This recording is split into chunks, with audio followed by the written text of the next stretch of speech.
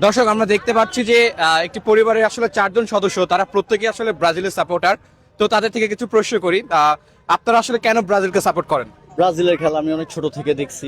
ব্রাজিলের খেলা তখন আমার কাছে ভালো লাগছে, তখন আমাদের ব্রাজিলের ভালো আর কি অ্যাক্টিভ প্লেয়ার ছিল, যেমন রোনালদো নাইজেরিও, রোনালদিনহো, তারপর ক্যাফু, ড্যানিংসন, ঠিক আছে, রিভাল্ডো, রবার্টো কার্লোস। এগুলো ব্রাজিলের খেলা হচ্ছে একটা ছন্দের খেলা।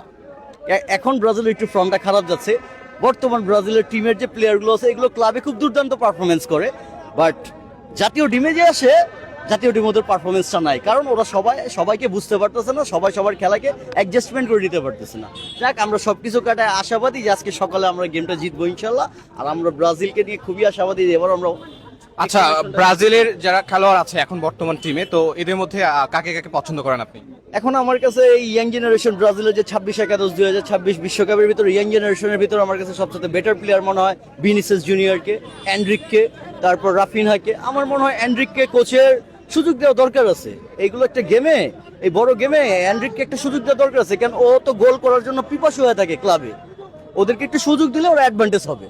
আচ্ছা, নেইমার যেহেতু আসলে ইনজুরিতে রয়েছে এবং প্রথম ম্যাচটা খেলতে পারেনি, আগামীকালকেটা সম্ভবত খেলতে পারবে না, সো কি মনে হয় নেইমারকে ছাড়া কি বিশ্বকাপ জিততে পারবেন কিনা আপনারা? এখন নেইমারের যে আগে যে আপনার আনফিটটা ছিল, এখন মোটামুটি ও স্ট্রেচিং এ আছে, প্র্যাকটিসের উপরে আছে। আমার মনে হয় ফার্স্ট রাউন্ডের একটা গেম উনি খেলতে পারবে না, যেটা কোচের কথা।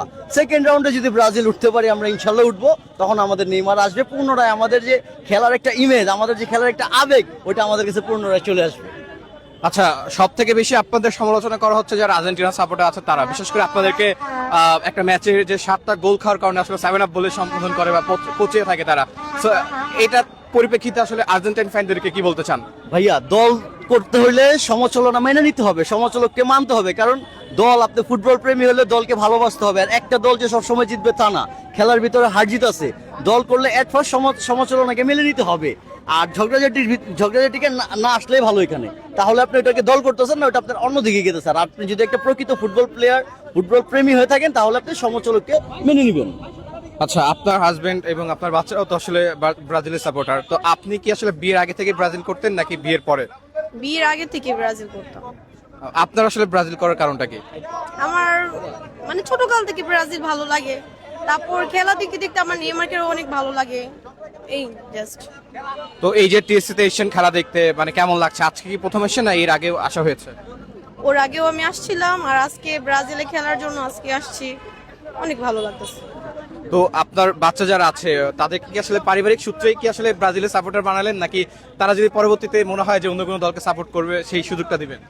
তারা যখন বড় হবে তাদের চয়েস অনুযায়ী। আর এখন যেহেতু আমার দুই হাজবেন্ড ওয়াইফই ব্রাজিল, এর জন্য বাচ্চাদেরও ব্রাজিলের। আচ্ছা, ওকে। তোমার এই যে খেলা দেখতে আসছো, কেমন লাগছে তোমার খেলা দেখতে? ব্রাজিল, ব্রাজিল বলো, ব্রাজিল বলো ব্রাজিল। এই যে বাবা, এই ভাই ওইখানে তাকে বলো ব্রাজিল, বলো ব্রাজিল। ব্রাজিল। তুমি বলে দাও বাবা, কাকে পছন্দ হয় ব্রাজিলের কোন প্লেয়ারকে? ব্রাজিলের কোন প্লেয়ারকে তোমার সব থেকে বেশি পছন্দ হয়? ব্রাজিল। নেইমার। নেইমারকে কি তুমি পছন্দ করো? হ্যাঁ। নেইমার এই যে খেলতে পারছে না, তোমার কি খারাপ লাগছে? না। আচ্ছা দর্শক, এই পরিবারের প্রত্যেকে কিন্তু আসলে ব্রাজিলের সাপোর্টার এবং ডাই হার্ট ফ্যান আসলে তারা। সো কালকের ম্যাচে আসলে দেখা যাক যে ব্রাজিল কেমন পারফরমেন্স করে। সো আমরা পলিটিকোট এরকম ভাবে টিএসসিতে যারা আছে খেলা উপভোগ করছেন তাদের সাক্ষাৎকারগুলো নিব এবং তাদের অনুভূতিগুলো আপনাদের সামনে প্রকাশ করার চেষ্টা করব। ধন্যবাদ।